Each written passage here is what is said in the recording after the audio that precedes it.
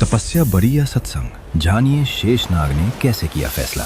एक समय की बात है, महर्षि वशिष्ठ और महर्षि विश्वामित्र के बीच एक गहरी बहस छिड़ गई। विषय था सत्संग की महिमा बड़ी है या तप की महिमा। वशिष्ठ जी का दृढ़ मत था कि सत्संग से बढ़कर कुछ भी नहीं। वहीं विश्वामित्र जी तप को सर्वोच्च मानते थे। दोनों ही अपने अपने तर्कों पर अडिग थे, पर कोई निष्कर्ष नहीं निकल पा रहा था। अंततः दोनों महर्षि न्याय के लिए भगवान विष्णु के पास पहुंचे और अपनी अपनी बात रखी। विष्णु भगवान ने शांत भाव से दोनों की बातें सुनी और विचार किया कि दोनों ही महान ऋषि हैं, इसलिए निर्णय सरल नहीं है। उन्होंने कहा, इस प्रश्न का सही उत्तर भगवान शंकर ही दे सकते हैं। दोनों ऋषि शंकर भगवान के पास पहुंचे, परंतु शंकर जी ने भी विनम्रता से कहा, इस समय मेरे मस्तक पर जटाजूट का भार है, मैं निष्पक्ष निर्णय नहीं कर पाऊंगा। आप लोग शेषनाग के पास जाइए, वही इसका सही उत्तर दे सकेंगे। वशिष्ठ और विश्वामित्र शेषनाग के पास पहुंचे। शेषनाग जी ने कहा, ऋषिवर, मेरे सिर पर पूरी धरती का भार है। यदि आप कुछ क्षणों के लिए धरती को मेरे मस्तक से हटा दें तो मैं निर्णय दे सकता हूँ। पहले विश्वामित्र जी आगे बढ़े। उन्होंने धरती माता से कहा,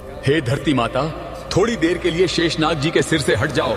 इसके बदले मैं अपने तप का चौथाई फल तुम्हें अर्पित करता हूँ। धरती में कोई हलचल नहीं हुई। फिर उन्होंने तप का आधा फल देने की बात कही, पर तब भी कुछ नहीं हुआ। अंत में उन्होंने अपने पूरे जीवन के तप का फल अर्पित कर दिया। तब धरती थोड़ी सी हिली, कुछ क्षणों के लिए कंपन हुआ और फिर सब शांत हो गया। अब वशिष्ठ जी की बारी आई। उन्होंने सरलता से कहा, हे धरती माता, मैं अपने सत्संग का केवल 1 निमिष मात्र फल तुम्हें देता हूँ। कृपा करके शेषनाग जी के मस्तक से हट जाओ। इतना कहते ही धरती जोर से गरजी, भयंकर हलचल हुई और वो तुरंत शेषनाग के सिर से उतरकर अलग खड़ी हो गई। ये देखकर शेषनाग जी ने दोनों ऋषियों से कहा, अब आप स्वयं ही निर्णय कर लें, सत्संग बड़ा है या तप।